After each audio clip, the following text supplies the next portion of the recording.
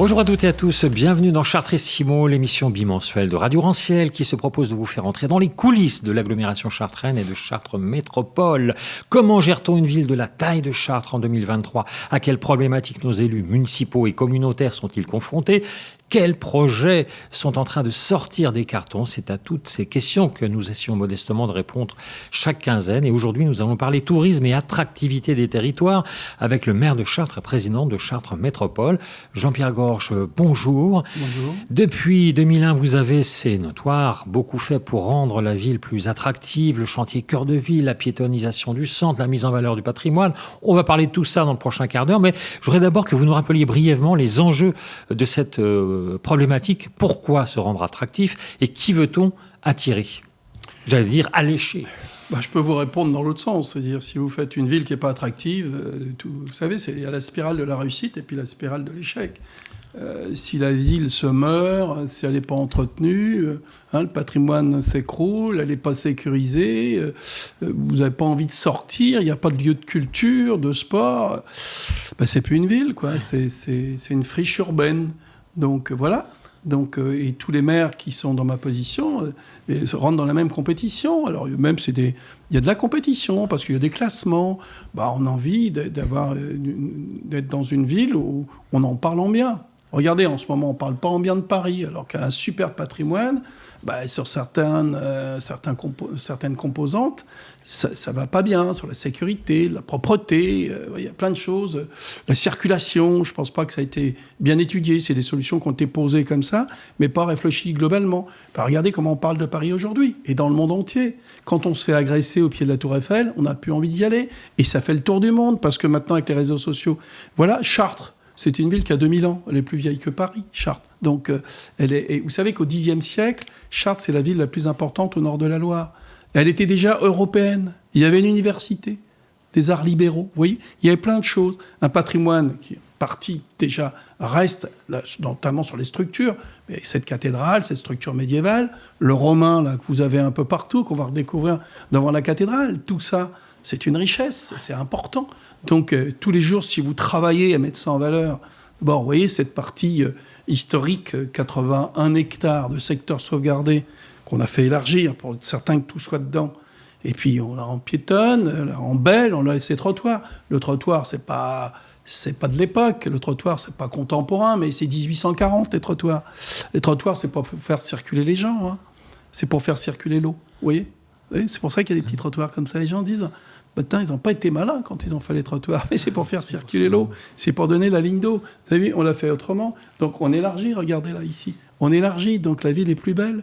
Ensuite, si vous enlevez les voitures, si vous les planquez, vous laissez la place pour les piétons. Si vous les sécurisez, vous mettez des caméras. Il n'y a plus de bande de voyous qui viennent faire les imbéciles au moment où ils ne sont pas à l'école ou comme ça, oisifs.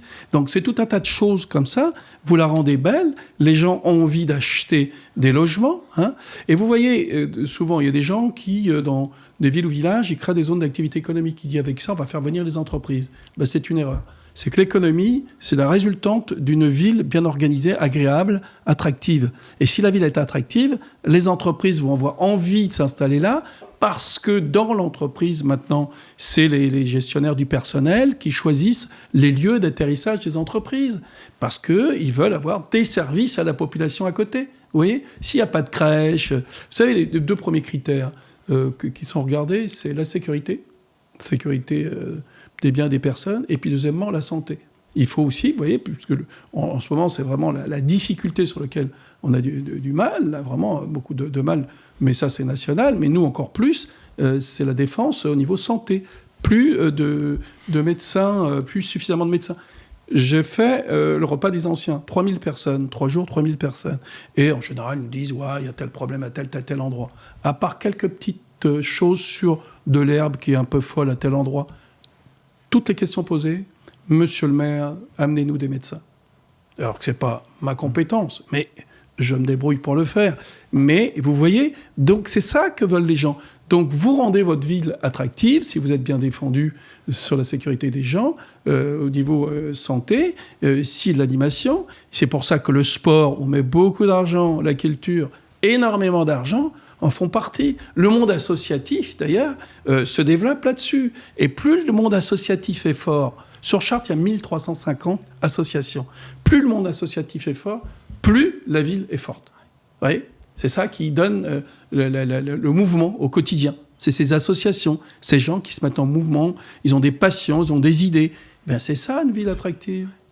Alors, avant votre arrivée, Chartres avait un sobriquet, c'était la Belle Endormie. Et pour réveiller la Belle Endormie, vous n'avez pas lésiné sur les travaux, les projets, on le disait, la piétonnisation du cœur de ville, de nouveaux équipements aussi. Je pense à la médiathèque, au centre aquatique, bien sûr. Cinéma. Mais ça, c'était hier, car demain, ce sera sur 14 113 mètres carrés le nouveau complexe sportif et culturel de la ville de Chartres, alias le Colisée. Chartres est une belle femme, on ne refuse rien à une belle femme. Ben oui, là, il lui fallait ce petit objet-là. Mais vous savez que dans le projet au départ, sur la gare, dans le marché d'études et définitions, c'est pas le Colisée qu'il y a là. C'est des logements. Ce sont des logements. Parce qu'il y a une capacité de la construire importante. On aurait pu mettre la gare, l'enfermer dans des logements. Et le quartier d'épargne a commencé à râler. Ça faisait des hauteurs, on leur cachait les vues sur la cathédrale. Et en même temps, il y avait une discussion sur le PNE, comment on fait, puisqu'on déplace le parc d'expo. Le parc d'expo qui sert à des foires et puis aussi une activité culturelle. Même Barbara est venue, d'ailleurs, elle était intervenue, on disait plus jamais à Chartres parce qu'on m'a fait chanter dans un hangar. Bon, mais voilà, c'est comme ça que ça se passait. Moi, je suis allé voir Calogero là-bas, donc ça existait. Et bien à ce moment-là, comme il y avait la problématique sur la gare, et bien, ça, c'est du JPG tout seul. J'ai dit, mince, il faut séparer les activités. Donc la partie foire, il faut la laisser dans un hangar, c'est ce qui est en train de se construire, même s'il sera beau parce que Ricciotti va l'habiller. Et puis, d'un autre côté, il vaut mieux regrouper la culture et le sport, et on met ça dans ce trou qu'il y avait là derrière, parce que c'était une friche urbaine, entre le pont Casanova, là, puis le quartier de l'Épargne. Puis, s'il y a la place pour mettre un complexe culturel et sportif là, il faut le mettre. Donc, on a lancé un concours, et puis il y a des gens qui ont trouvé un objet merveilleux. Vous avez vu comment il est. Quand il a commencé à sortir, tout le monde disait que c'était un peu haut, tout ça. Mais quand vous avez vu la dalle remonter, il s'est enfoncé dans le sol d'impression, et vous allez voir, ça va faire une petite casquette enherbée, un promontoire qui va permettre d'aller voir la cathédrale, et en dessous, eh bien, toute l'année, de la culture, du sport, et puis au milieu de la cité. J'entendais les commentaires quand il y a eu le match PSG-Chartres qui disaient ils ont été gonflés à Chartres, ils ont osé poser leur espace sportif et culturel en plein milieu de la cité, sur le nœud intermodal à la gare, alors que tout le monde met ça en périphérie. Et qu'est-ce qui se passe ? On y va en voiture, à la fin du match, tout le monde repart. Là, qu'est-ce qui va se passer ? Autour de tout ça, ça va être complètement piétonnisé, puisqu'on va fermer. Et le soir, les gens descendront à pied, gentiment, du cœur de ville, des parkings qu'il y a un peu partout.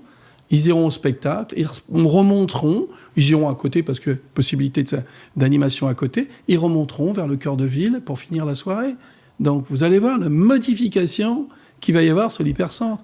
Le complexe aquatique, il est sympa, mais il est là-bas. C'est 950 000 personnes par an, mais il est en périphérie. Moi, j'avais souhaité le mettre au CM100, entre Chartres et Lucé. Faire la même chose que ça, mais le mettre là-bas. Et j'ai pas pu parce qu'on n'a pas eu ces terrains. Le maire de Lucé a préféré faire une opération immobilière qui, à mon avis, était stupide. On n'a pas réussi à l'arrêter. Mais vous imaginez si on avait eu l'Odyssée ici et le Colisée là-bas, en plein milieu de la cité. C'est ça, les vraies réflexions d'anticipation sur l'urbanisation des villes. Pendant les années 60, 70, 80, on a tout mis en périphérie. Regardez-moi ce désastre. Les cœurs de ville, ils s'écroulent. Alors que ça, avec ça, vous allez voir comment le cœur de ville, il va exploser. D'ailleurs, ça a été retenu dans le projet Cœur de ville. On est financé pour ça. Oui, c'est ça l'anticipation.